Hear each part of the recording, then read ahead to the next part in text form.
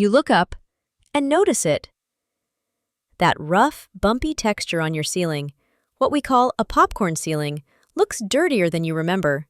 Dust, cobwebs, even a few stains. You grab a broom or vacuum, ready to fix it in minutes. But stop.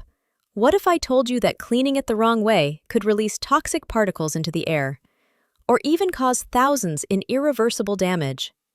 Before we get into this story, hit like and subscribe if you're someone who loves discovering the truths behind things most people overlook. Click the link below to gain access to our free community. As an added bonus, you will get a free top 10 cleaning products guide and a free emergency cleaning checklist.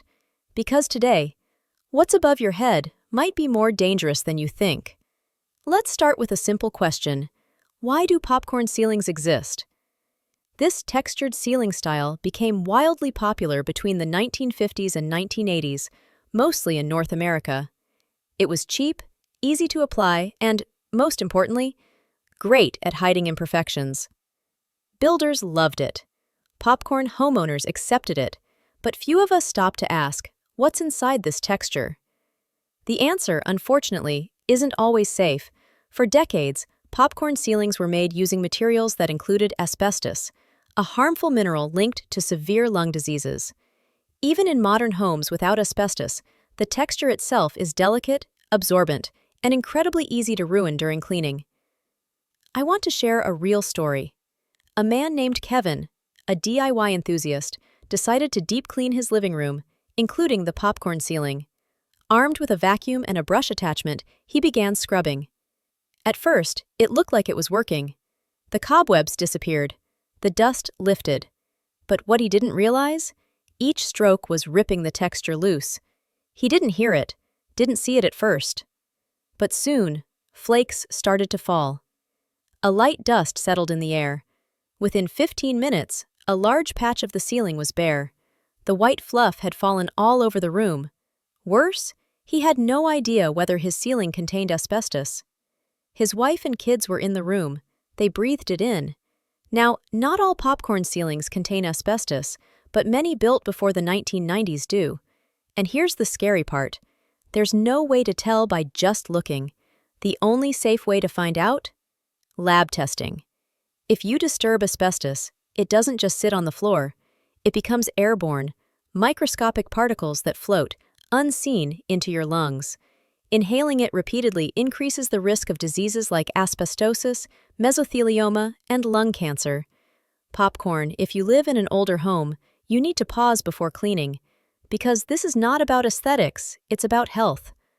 All right, let's say your home was built after 1990, or you've confirmed your ceiling doesn't contain asbestos.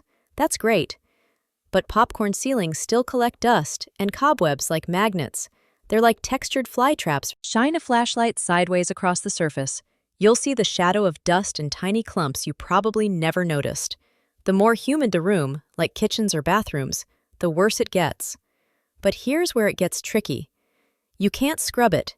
You can't wet it heavily. So, how do you clean it? Step 1. Always start dry. Use a long-handled duster or a vacuum with a soft brush attachment. But, and this is critical, do not press hard. Step 2. If there are stains, usually from water damage, don't spray directly.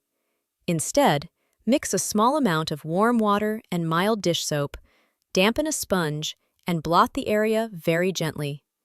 Do not soak, do not rub, blot. Then dry it with a fan or hairdryer on low. If you're dealing with smoke stains or grease, common in kitchens, use vinegar diluted with water. Here's a list of things to avoid at all costs: steam cleaners, hard brushes, chemical sprays, or direct water pressure. Anything wet or aggressive can loosen the material and make it fall. Also, avoid painting over dirty texture. It might seal in the dirt, but it also seals in mold or dust, making future cleaning impossible. Once a popcorn ceiling starts flaking, the only solution might be to remove it entirely, and that's a costly, messy process. Trust me, prevention is cheaper than restoration. Hit like and subscribe. It helps this channel grow and helps more people become aware of everyday dangers we often overlook.